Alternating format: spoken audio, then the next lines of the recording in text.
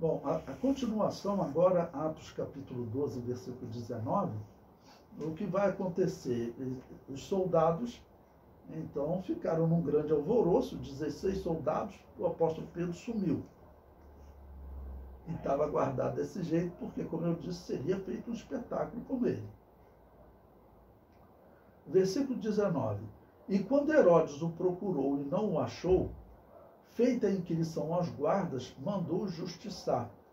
E partindo da Judéia, estava em Jerusalém, né? E partindo da Judéia para Cesareia, ficou ali. E ele estava irritado com os de Tiro e de Sidom. Aí aqui já vai entrar num outro ponto, né? Concluindo aquela parte, como eu disse, não é impossível que acontecesse com ele o que acontece, segundo a Bíblia, com seu tio Herodes Antipas, que gostava de ouvir a pregação de João Batista. Então nós não sabemos, será que esse homem ele tinha algum temor a Deus? Ele, então, vamos dizer, pode ter realmente se afastado de Jerusalém, vendo que, vamos dizer, alguma coisa de diferente aconteceu, mas mandou justiçar. Né? Normalmente os soldados, nesse caso, levavam uma chicotada, né? Porque falhou, não podiam falhar. Bom, então agora no versículo 20, ele está irritado com os de Tiro e de Sidom. Mas estes, vindo de comum acordo ter com ele, e obtendo a amizade de Blasto, que era o camarista do rei, pediam paz. Portanto, seu país se abastecia do país do rei. Ou seja, Israel era um país rico, porque os judeus eram abençoados por Deus. Os judeus que vinham de terras distantes, a peregrinação era muito grande em Israel, porque os judeus estavam espalhados por todo o mundo, já há 700 anos. Então eles peregrinavam para Jerusalém de forma obrigatória. Uma vez por ano eles deveriam vir em uma das festas da Páscoa, do Pentecostes ou do Tabernáculos. Eles vinham em uma dessas 3 festas. Então, era um local de muita movimentação, de muito comércio. Isso ajudava o desenvolvimento da cidade até hoje. A cidade de Jerusalém, ela é muito enriquecida pelo turismo também, ok? E naquele período, a peregrinação a Jerusalém, ela era muito grande. Não havia, por exemplo, peregrinação ao Egito. Hoje existe turismo no Egito graças à história bíblica. A história bíblica que conta, o povo de Israel esteve no Egito. As pessoas que fazem turismo, eu vi uma empresa de turismo, certa vez, ela contando, ela vai ao Egito mostrar onde os judeus estiveram como escravos. Então, mostra como Israel leva riqueza para os países até hoje, né? Então, Israel era uma terra abençoada. Uma das razões é essa, que o povo de Israel era abençoado financeiramente e havia muitas peregrinações. Já Tiro e Sidom fazia parte dos antigos fenícios, que era uma região que servia a Baal, aquela religião ruim. A coisa ali ia de mal a pior, porque nós sabemos que o inimigo ele quer oprimir quem serve a ele. Quem serve a ele, se for rico, o inimigo vai fazer um jeito de arrancar tudo, de oprimir a pessoa. É isso que ele faz com o ser humano, porque ele odeia a criatura de Deus. Toda aquela história de que, não, tem pessoas que entregam a alma ao diabo, que o diabo promete fama, sucesso nesse mundo, e só no futuro ele vai sofrer. Nada disso. No futuro o diabo sabe que ele não vai fazer ninguém sofrer, porque o inferno foi preparado para o sofrimento dele. Lá ele não vai estar fazendo ninguém sofrer. Então ele quer fazer o ser humano sofrer hoje, aqui nesse mundo. Você pode ver a história de todos esses homens, mulheres famosos aí, que diz a história que eles entregaram a alma ao diabo. Não vou citar nomes aqui, mas tem artistas no Brasil, tudo, né? Essas pessoas normalmente terminam a vida em grande sofrimento, porque o diabo não quer fazer ela sofrer no futuro, né? Quer fazer ela sofrer no presente. Pois bem, no versículo 21, bom, então essa região de Tiro e Sidom era abençoada pela Judéia, por Canaã, por Israel, e Herodes reinava nessa região de Canaã e também na região de Tiro e Sidom. Então, o país vizinho, né, ele era enriquecido por Israel. Aí, por isso, eles estão agradando o rei. Versículo 21. E num dia designado, vestindo Herodes as vestes reais, estava sentado no tribunal e lhes dirigiu a palavra. E o povo exclamava, voz de Deus e não de homem. Bom, esse povo que está agradando Herodes, Cesareia, como eu disse para vocês em outro momento, Cesareia era uma cidade de cultura grega, né? Ela tinha sido fundada em homenagem ao César, por Herodes, para poder desenvolver ali uma cidade com cultura. Havia teatro, havia locais de corridas de biga, né? Aquelas corridas de vários cavalos sendo puxados. Então, havia essas corridas. Era uma região que tinha muitos gregos, mas tinham também muitos judeus. Em Israel tinha muitos judeus que eram simpáticos. Herodes, sempre existe aqueles bobos, né? Pessoas que não têm nenhum conceito, que vou agradar o político para eu me dar bem e os outros que se danem. Isso daí existia, pessoas sem nenhuma consciência. Então haviam também muitos judeus que bajulavam os Herodes, tanto que haviam chamados herodianos. Eram judeus que defendiam que Herodes era o Messias. Okay? Tinha aqueles que bajulavam Herodes. Então aqui fizeram, né, essa exaltação. Herodes, ele não era inocente como um pagão. Os pagãos se diziam Deus, normalmente não morriam. Não? Nesse período, já tinha morrido o imperador Calígula. O imperador Calígula. Nós estamos no ano 44. Deixa eu conferir aqui, olha, morte de Calígula. Mas já tinha morrido o imperador Calígula, olha, ele morreu no ano 41. Ou seja, já tinha morrido há 3 anos. Por que eu estou citando Calígula? Porque Calígula diz a história que no Império Romano ele foi o primeiro a acrescentar, olha, 3 anos antes de Herodes, uma exigência para ele ser reconhecido como Deus em vida.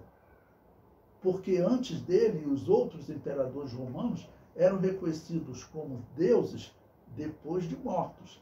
Mas Calígula exigiu, e aí o imperador exigia, né? Ainda mais que ele era um louco, né? Calígula exigiu que ele fosse reconhecido como Deus em vida. Então, e ele morreu também por uma enfermidade. Que diz a história que ele, Flávio Joséfo conta, que ele obrigou também, além de reconhecer ele como Deus vivo, que colocasse uma estátua dele em todos os templos do Império. Aí falaram para ele, olha, todos não. Tem o templo lá daquele povo chamado povo de Israel, que eles não aceitam imagens de escultura. Eles vão morrer ali, mas não vão deixar. Vai criar uma guerra civil ali tremenda. E diz que a ordem de Calígula foi, olha, pode matar todos, manda quantas legiões for possível, mata o povo todo, mas eu quero uma estátua minha também nesse templo de Jerusalém. E ele morreu com uma enfermidade. Não é impossível que Deus tenha agido em favor de Israel, mesmo Israel tendo rejeitado o Messias. Isso foi no ano 41. Tá bom? Então, nesse período, a partir desse momento, o imperador romano, ele já era considerado Deus em vida, não era só após morto, não. Isso pode ter influenciado Herodes? Isso pode ter influenciado Herodes, porque o substituto de Calígula, que foi Cláudio, né, e todos os imperadores seguintes, eles foram reconhecidos como deuses em vida. Tá bom? Pois bem, paramos a leitura no versículo 22, o versículo 23, estamos lendo Atos 12, versículo 23, diz: no mesmo instante feriu o anjo do Senhor, porque não deu glória a Deus e comido de bicho expirou. Então, olha, o imperador romano, se dizer Deus em vida, ok? Eles eram ignorantes. Foram criados naquela ignorância. Herodes, apesar dele ser um edomita, todos eles se diziam seguidores do judaísmo. Porque senão eles nunca seriam recebidos como Messias. Provavelmente estavam mentindo, mas eles estudavam. Nós sabemos, por exemplo, aquele Atos capítulo 13, nós vamos estudar, talvez ainda hoje, quando Paulo e Barnabé estão em Antioquia, tem lá a história, eu vou contar para vocês, de um rabino que ele foi companheiro de Herodes Antipas, né? Ele conviveu com os Herodes e ele diz que ele estudou, né, a lei judaica, estudou junto com eles. Então, era sabido entre eles. Eles conheciam, né, que a ordem de Deus, dizendo que exigindo um monoteísmo, que não existia outro Deus. Então, nenhum homem poderia se declarar Deus. Ele poderia se declarar o Messias, o representante de Deus, até como filho de Deus. Mas, como Deus, ele sabia que isso não era permitido. Mas, como eu disse, em Roma havia agora o reconhecimento de que um homem em vida poderia ser reconhecido como Deus. Isso tinha sido estabelecido 3 anos antes por Calígula. E isso, se tratando de um homem que conhecia a lei de Deus, o anjo do Senhor o feriu. Ele estava na terra de Canaã. Ele tinha que respeitar o que o livro sagrado daquele povo, que ele dizia que tinha abraçado a fé, o que esse livro ensinava. O versículo 24. E a palavra de Deus crescia e se multiplicava. Então, até a morte de Herodes, né, como ficou, vamos dizer, como morreu comido de bicho, isso é algo que marcou aquelas pessoas. É algo que marcou aquelas pessoas, porque é claro que essa notícia corre. Essa notícia corre. Né? Olha, o povo começou a gritar que ele era Deus, tratando ele como Deus, e ele aceitou, né? Porque o normal era o quê? Combater. Se você está em alguma igreja pregando e alguém te chama de Deus, o que você faz? Você tem que combater. Ele não combateu, ou seja, ele aprovou. Então, o anjo feriu. Morreu comido de bicho. Certamente, os médicos judeus que estavam ali em volta, né, falou, olha, ele aceitou ser adorado como Deus e morreu comido de bicho na hora. Então, aquela notícia causa o versículo 24. E a palavra de Deus crescia e se multiplicava, porque ele mata Tiago, irmão de João. Ele tenta matar Pedro. Pedro escapa de forma milagrosa. Certamente tinha muitas pessoas pregando isso. Aí agora ele toma essa atitude de se aceitar a exaltação como Deus e morre comido de bicho. Então, claro que tudo isso ajudava no crescimento, na multiplicação. Bom, nós estamos, como eu disse, no ano 44. Essa morte de Herodes é assim, o primeiro evento do livro de Atos que nós conseguimos datar por documentos na história. Então, Jesus morreu no ano 29, estamos no ano 44, tá bom? Então, passaram-se 15 anos. Né? Passaram-se 15 anos da morte de Jesus. No livro de Atos, em Atos dos Apóstolos, capítulo 2, no Pentecostes, muitas pessoas ali creram, levaram o evangelho para a terra distante. Mas nós não sabemos o quanto, não temos documentos que detalhem como a mensagem foi pregada por esses cristãos do dia do Pentecoste. Esses judeus que estavam peregrinando ali, que creram ir para o local onde eles foram. Né? Como o eunuco etíope, né? Como foi a pregação dele lá na Etiópia? Nós não sabemos. Ok? Bom, mas nesses 15 anos, nós podemos saber que o Evangelho se desenvolveu muito. O apóstolo Paulo, nesse período, ele já tinha aí pelo menos 10 anos de convertido. 8 anos por baixo, mas provavelmente uns 10, talvez até um pouco mais, 11, 12 anos de convertido. O apóstolo Paulo, ele fugiu para Tarso no ano 35, 36, que eu falei para vocês, no final do capítulo 9. Ele fugiu para Tarso no ano 35, 36. Então já tinham se passado 8 anos, quando Barnabé vai lá em Tarso e traz ele. Nesse período, em paralelo a esses eventos, Paulo e Barnabé já estão em Antioquia, que nós vimos no final do capítulo, nós vimos ainda no capítulo 11. Eles já estão em Antioquia. Eles já estão em Antioquia estudando. E também para tratar desse período do ano 44, ele é importante também, porque é mais ou menos nesse ano 44, ou por alguns acham que no ano 45, aparece o primeiro texto do Novo Testamento. Para vocês verem também a importância, nesses 15 anos, 16 anos, mais ou menos, que é mais ou menos no ano 45 que aparece a Epístola de Tiago.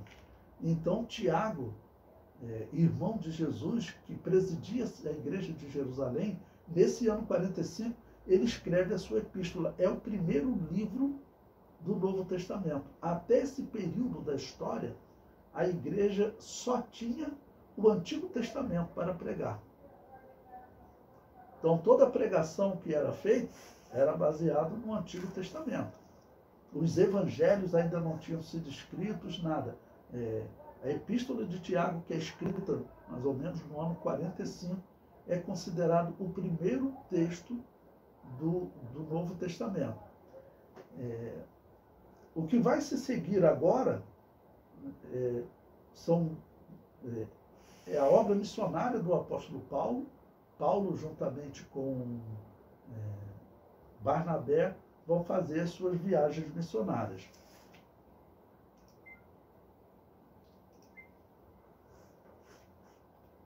Então, no nosso livro,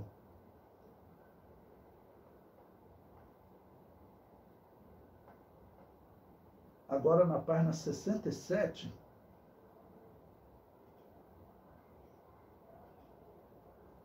a primeira viagem missionária de Paulo. Bom, então, mantenha aberta aí a sua Bíblia em Atos, capítulo 13. Lembrando que Paulo ficou cerca de 7 anos lá em Tarso, que é da região da atual Turquia. Nós não temos informação se ele pregou lá nesse período, provavelmente sim, porque todos os exemplos que teve, tanto na Síria e depois em Jerusalém, antes dele fugir, depois ele foge para Tarso. Tanto na Síria quanto em Jerusalém, ele estava envolvido com debate, com pregação. Quando ele vai para Tarso, certamente ele vai encontrar os seus familiares. Depois nós veremos que na carta aos Romanos, por exemplo, ele escreve falando da conversão de familiares seus que tinham aceitado Jesus como Salvador. Então, muito provavelmente, ele ganhou esses familiares nesses 7 anos, mais ou menos, 6 anos que ele teve lá em Tarso, depois que ele fugiu de Jerusalém. Ok? Bom, no nosso livro, ele começa exatamente lendo o capítulo 13, versículo 1, que diz, olha, na igreja que estava em Antioquia, havia alguns profetas e doutores, a saber, Barnabé, e Simeão, chamado Níger, e Lúcio, Cirineu, e Manaém, que fora criado com Herodes, o tetrarca, e Saulo. Esse Manaém é que diz a história, existe história até dele, vamos dizer, comentando trechos da profecia do Antigo Testamento para Herodes, e ele teria dito até que Herodes seria, vamos dizer, rei de Israel, em algum momento a história fala sobre isso. Bom, ele acabou aceitando Jesus como Salvador e está aqui junto com Paulo. Então é interessante que Antioquia ela se torna um centro de estudo da Bíblia. Podemos dizer que é o primeiro centro de estudo da Bíblia, porque Jerusalém, onde estava o Tiago, irmão de Jesus, né, pastoreando, Pedro e João, eles eram homens, vamos dizer, de cultura simples, de formação elementar. Viveram toda a vida dependendo de ir à sinagoga para poder ouvir as Escrituras. Aprenderam muito com Jesus, mas mesmo nesse período, você acha que toda a igreja tinha, por exemplo, uma Bíblia com os livros do Antigo Testamento? Já que nesse período ainda não tinha a epístola de Tiago, está sendo escrita nesse período, então eles não tinham evangelhos, não tinham nada. Você acha que eles tinham uma Bíblia do Antigo Testamento? Isso era muito difícil. Você, para ter um livro do profeta Isaías, você tinha que pagar caríssimo. O tempo para você reproduzir o livro do profeta Isaías, que era escrito todo à mão, com aqueles caracteres desenhados de hebraico, né? Não era uma gráfica. Então diz que chegava a durar 6 meses. Então você tinha que pagar o trabalho de um escriba que trabalhou 6 meses para fazer aquele pergaminho de um livro do profeta Isaías. Então, normalmente as pessoas quando iam na igreja, seria raro aquelas pessoas, né, que tinham pergaminho, então levava pergaminhos para eles fazerem leitura. Agora, um centro de estudo como Antioquia, certamente não teve nesses, vou considerar aí, 15 anos de existência do cristianismo. Certamente não teve. Aqui, Saulo de Tarso, né, juntamente com Barnabé e esses outros homens, eles certamente tinham esses pergaminhos, porque Saulo de Tarso era uma pessoa de uma boa condição financeira. E Manaém, que se converteu, né, diz a história que ele foi criado com Herodes, né, ele deveria ter uma boa condição financeira também. Certamente foi favorecido por Herodes durante a sua vida, e nas falcatruas que existiam, e Herodes conseguia realmente muita riqueza em Jerusalém, certamente Manaém tinha uma boa condição financeira. Então, certamente eles tinham pergaminho. Seria, podemos dizer assim, o local, nesse período da história, o único local entre cristãos que teria, por exemplo, todo o Antigo Testamento disponível para eles estudarem. Porque nesse período, como eu disse para vocês, era raro em alguma igreja alguém ter todo o Antigo Testamento, ter pergaminho de todos os livros. Se um livro do profeta Isaías durava 6 meses, imagine, e custava caríssimo, imagine todo o Antigo Testamento, fazer a cópia de todo o Antigo Testamento, quanto duraria todos os pergaminhos e quanto custaria. Então teria que ser uma família de uma boa condição financeira. E isso era raro. Então, Antioquia se tornou um centro de estudo. Nós vamos encontrar essa igreja, vamos dizer, se destacando aí nos próximos 100, 200 anos como uma escola conservadora. E ela vai rivalizar com Antioquia, com Alexandria no Egito, que vai ser uma escola herética, onde vai surgir a doutrina do purgatório, do batismo de recém-nascido, tudo lá em Alexandria. E Antioquia, na história, é visto como uma escola conservadora. Vai chegar ao ponto na história, o bispo de Roma, antes de Constantino, ali próximo do ano 260, ele faz um acordo com o imperador, agradando o imperador num período que não tinha perseguição, e consegue que o imperador expulse o bispo de Antioquia, porque o bispo de Antioquia discordava de Roma e de Alexandria. Então, é importante, essa Antioquia da Síria, que Paulo e Barnabé estavam ali, pelo menos há cerca de 1 ano, estudando, ensinando e estudando, ela se torna uma referência na história da igreja. Bom, o versículo 2, Atos capítulo 13, versículo 2, diz: E servindo eles ao Senhor e jejuando, disse o Espírito Santo: Apartai-me a Barnabé e a Saulo para a obra que os tenho chamado. E então, jejuando e orando e pondo sobre eles as mãos, os despediram. Bom, o comentário no livro eu falo, como foi que o Espírito Santo falou? Eu comento, olha. Não está claro se os profetas deste versículo se trata de dom de profecia ou ministério profético. Então, eu vou explicar essa diferença para vocês.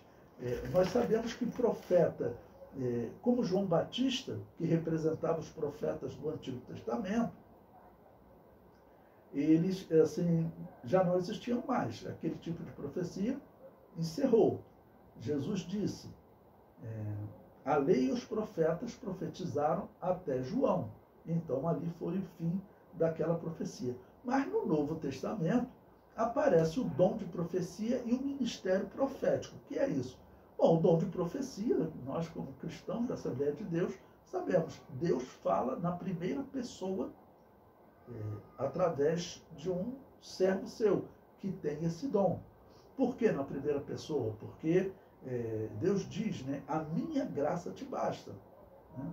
Eu tenho te dado livramento. Então Deus está falando na primeira pessoa.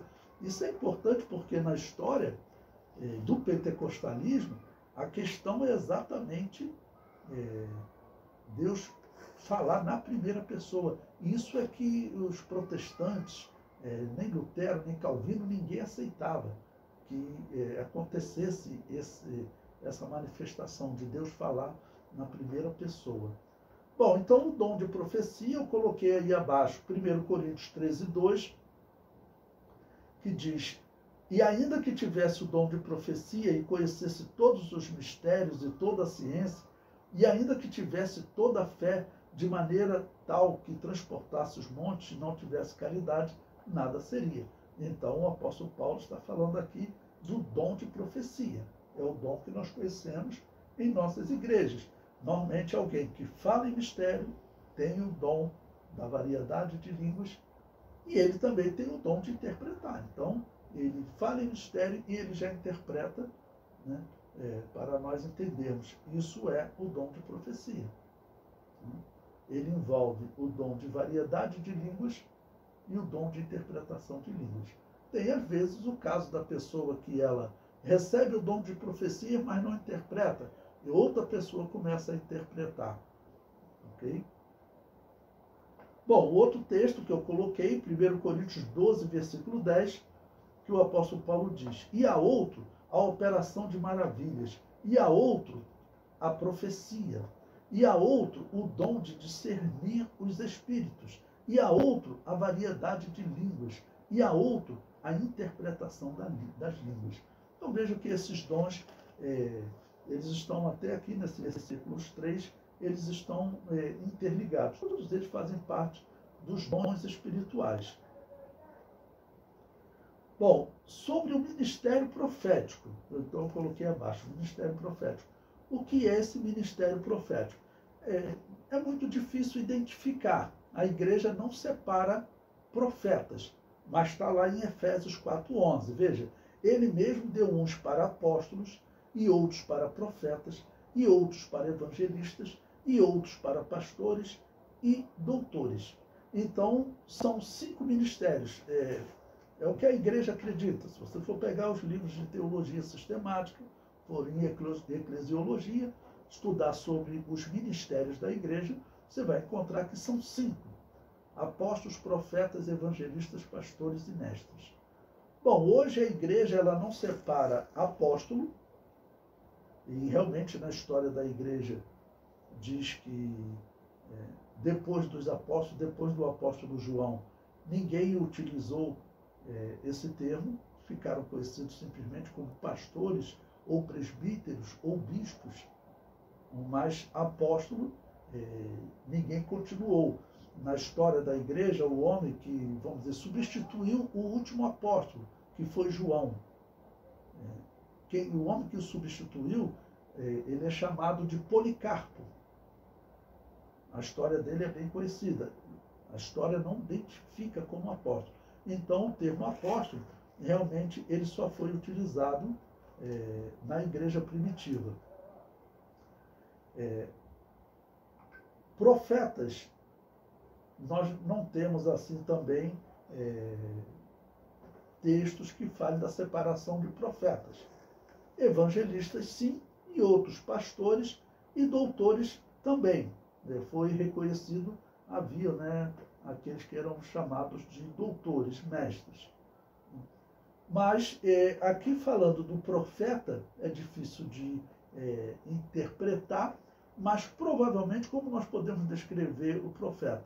Vocês já viram pessoas que eles têm facilidade na hora que eles estão pregando, e o que se percebe assim é como se Deus estivesse falando através dele, as mensagens fluem com naturalidade, né, e alcançam os nossos corações. Eu, por exemplo, ouvia o falecido pastor Luciano Josias Versosa, foi o homem que pregou na noite que eu aceitei Jesus, então talvez isso tenha influenciado, mas todos falavam dele como um pregador excelente. Eu o ouvia pregando, na minha interpretação, ele tinha um ministério de profeta. A pregação dele era como se ele estivesse profetizando, né? Lembre-se que profetizando significa Deus falando através dele, né? Ou seja, era diferente a mensagem dele. Então, é uma pessoa que eu interpreto assim, né? Mas é difícil interpretar. Bom, nesse caso ali, provavelmente foi o dom de profecia. Foi o dom de profecia. O comentário no livro prossegue. Pelo contexto, podemos entender que foi usado o dom de profecia, pois o profeta Ágabo havia profetizado uma grande fome, ao que tudo indica, pelo dom de profecia. Logo, vemos que era comum o uso desse dom na igreja primitiva.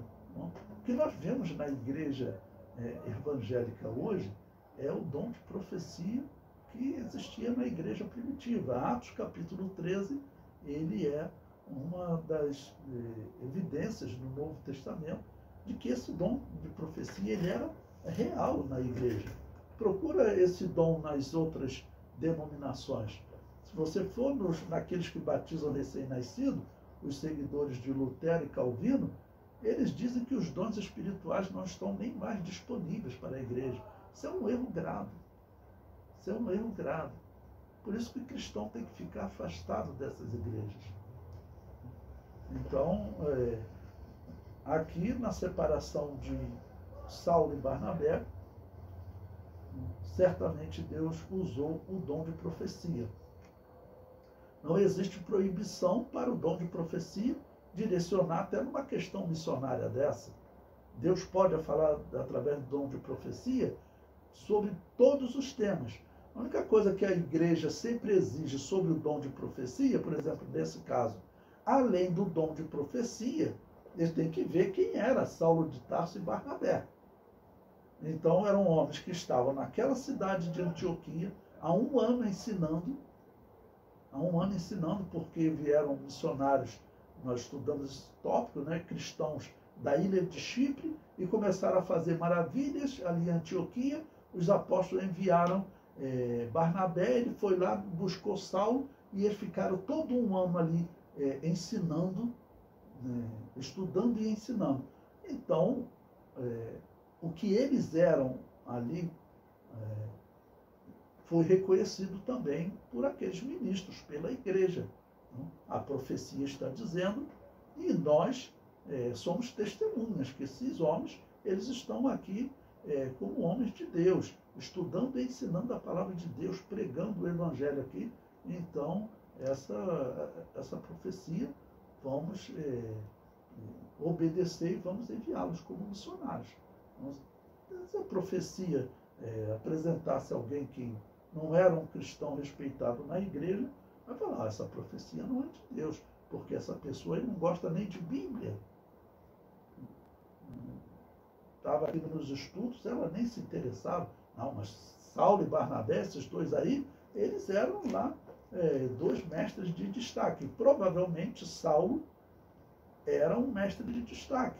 Eu falei para vocês que existe história entre os judeus de um homem que Gamaliel estava preparando para ser o seu substituto, que seria o melhor aluno que ele tinha. E esse homem seria Saulo de Tarso. Então, Saulo de Tarso, junto com outros mestres, esse que o capítulo 13, versículo 1 citou, Manaém, ele é conhecido, ele era um rabino que ele se destacava entre os fariseus. Era herege, pregava heresia, né? Diz até a história que ele chegou a se apresentar como Messias, mas abandonou tudo e se converteu. Okay?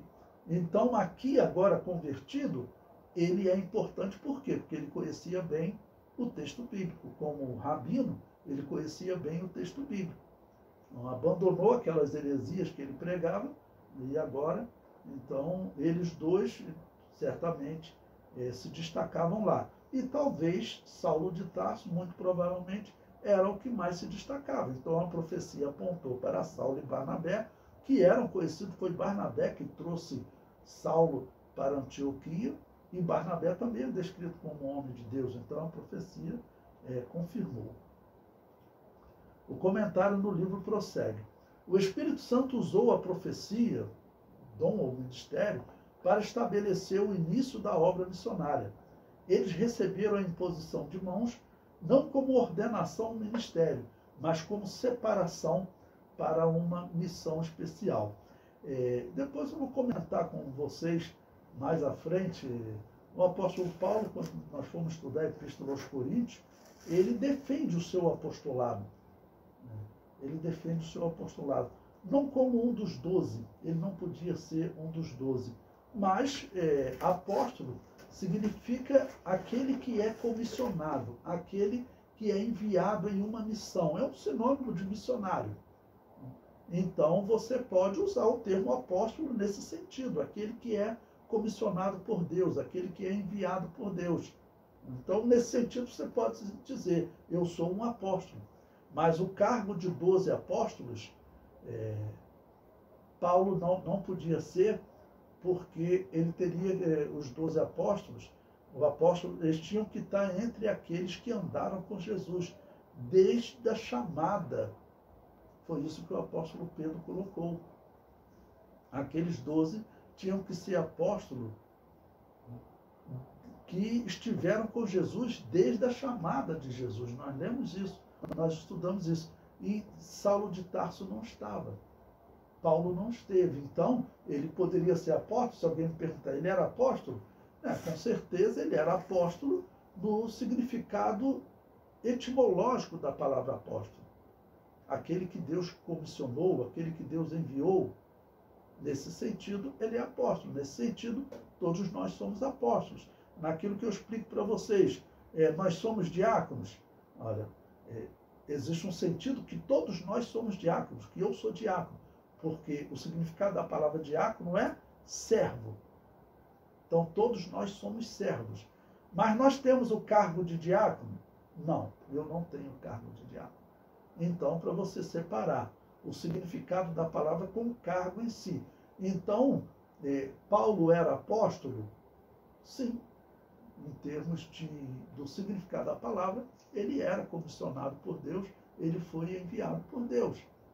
Mas ele estava entre aqueles 12 apóstolos, ele poderia participar da eleição no lugar de Matias, se ele já tivesse aceitado Jesus? Não, porque o apóstolo Pedro disse que os 12 apóstolos eram pessoas que estiveram com Jesus desde o batismo, desde a chamada inicial, desde o início do ministério de Jesus.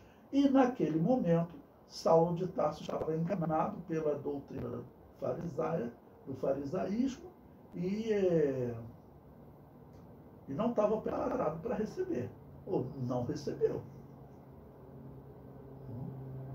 Vai ter um impacto futuro, vai receber no futuro.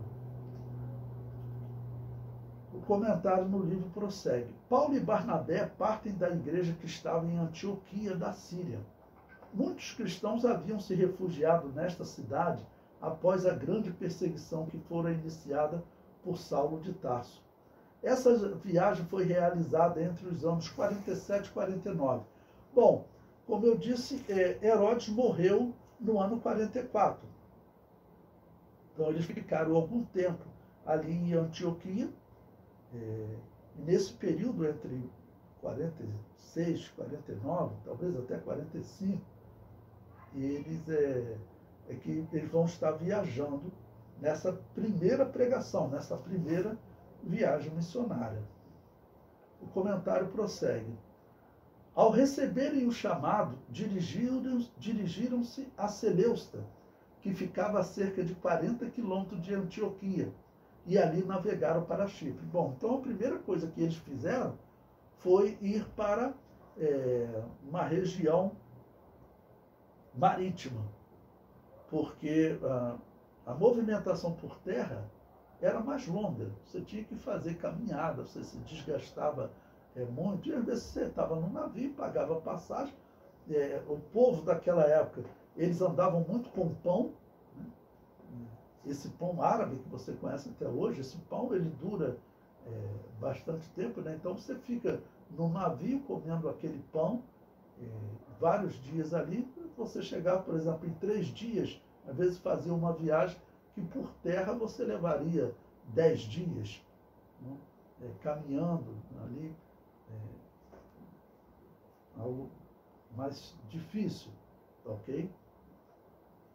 Então, começa, né? Eles primeiro caminham 40 quilômetros. No versículo 4, que está aí no próprio livro, né? E assim estes, enviados pelo Espírito Santo, desceram a Seleucia e ali navegaram para Chipre. A ilha de Chipre era a terra natal de Barnabé. Talvez esse seja o motivo deles terem escolhido essa ilha para começar a pregação do Evangelho. Eles iriam para uma região que Paulo conhecia bem, a região da Turquia. Tarso ficava na região da Turquia. Então Saulo conhecia bem aquela região. O alvo dele é aquela região. Então, para chegar naquela região, o caminho que ele vai fazer não é por terra. Se nós olharmos em um mapa, depois eu coloco um mapa aí para vocês. Se você quiser dar uma olhada, eu coloquei um mapa aí um pouquinho mais à frente.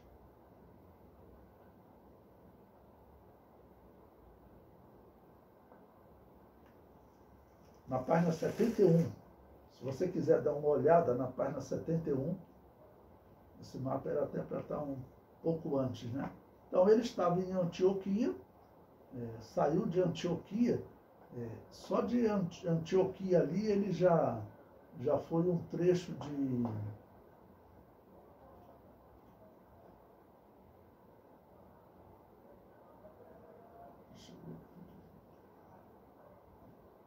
Então já foi um trecho ali de 40 quilômetros de caminhada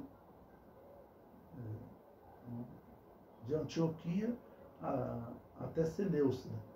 E dali caminharam para a ilha de Chipre. A ilha de Chipre que você está vendo aí nesse mapa, só para atravessar essa ilha aí, irmãos, serão cerca de 100 quilômetros. Então, para vocês terem mais ou menos o que eles fizeram, né? Caminharam 40 quilômetros de Antioquia até Seleucia, onde eles pegam um barco, vêm até Salaminas. Estamos na página 71 do livro, só olhando o mapa. Vem até Salaminas. Ele atravessa a ilha de barco, porque também esses barcos, em quanto tempo esse barco vai sair? Vai sair um barco para o destino deles, que é a cidade de Perge, que é na atual Turquia, onde o apóstolo Paulo quer evangelizar.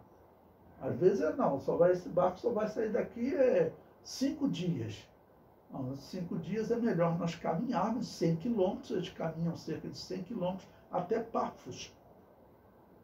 E de lá pega outro barco para Perge. Bom, então, voltando no livro, a nossa página,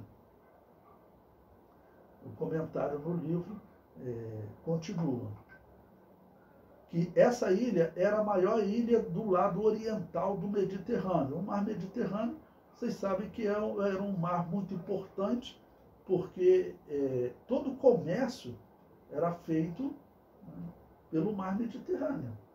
Era mais fácil você levar algo para vender em um navio pelo mar Mediterrâneo até Roma, se você tivesse que levar por terra, o risco de roubo, a quantidade de animais que você teria que ter, pessoas carregando, então muito comércio era feito por navio. As cidades foram se desenvolvendo em volta do mar Mediterrâneo, ok?